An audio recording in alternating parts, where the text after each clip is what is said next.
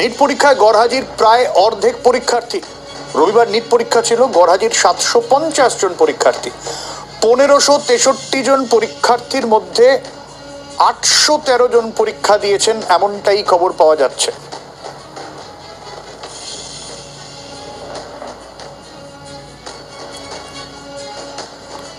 আপনাদের আরো একবার জানিয়ে রাখবো, আদালতের নির্দেশ মতো যতজনের পরীক্ষা নেওয়ার কথা ছিল, গ্রেস মার্ক যাদের ছিল তাদের পরীক্ষার বিষয়ে বলা হয়েছিল, তাদের মধ্যে প্রায় 1563-র মধ্যে 813 জন পরীক্ষা দিয়েছেন।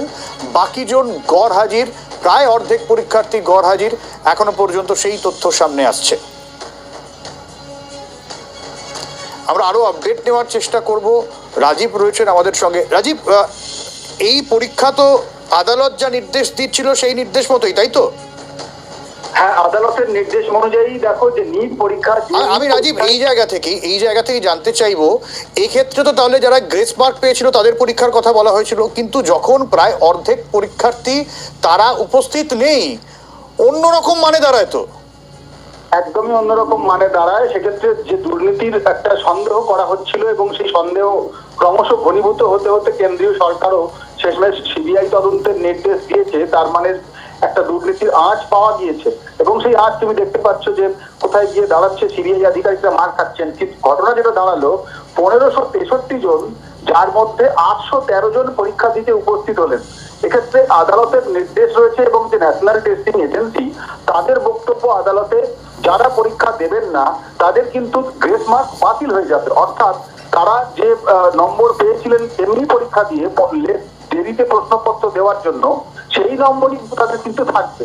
সেক্ষেত্রে তারা তাদের যে আত্মবিশ্বাসের জায়গাটা একটা নেই, এটা মনে করা হচ্ছে। দ্বিতীয়ত, কোথাও না কোথাও এখানে দুর্নীতির গন্ধও থাকতে পারে, সেই বিষয়টাও কিন্তু আলোচনায় চলে আসছে। 1563 জনের মধ্যে মাত্র 813 জন পরীক্ষা দিয়েছেন, 750 জন অনুপস্থিত। এবং যে যে রাজ্যে আজকে ছাত্রছাত্রীদের পরীক্ষা ছিল, মোট 5টি রাজ্যে কিন্তু এই ঘটনা ঘটেছিল: চণ্ডীগড়, ছত্তিশগড়, গুজরাট, হরিয়ানা এবং মেঘালয়। সব থেকে বেশি এখানে যে রাজ্যগুলির মধ্যে মেঘালয় ছিল এবং ছত্তিশগড় ছিল, এবং ছত্তিশগড়ের পাশাপাশি ছিল চণ্ডীগড়। এই যে কয়েকটি রাজ্য যেখানে সব থেকে বেশি পরীক্ষার্থীরা ছিল, হরিয়ানাতেও 212 জন ছিলেন। কিন্তু দেখা যাচ্ছে যে এই পরীক্ষার্থীদের মধ্যে বেশিরভাগই অনুপস্থিত। এবং যদি তুমি দেখো যে এই অনুপস্থিতির হার সব থেকে বেশি কিন্তু দেখা যাচ্ছে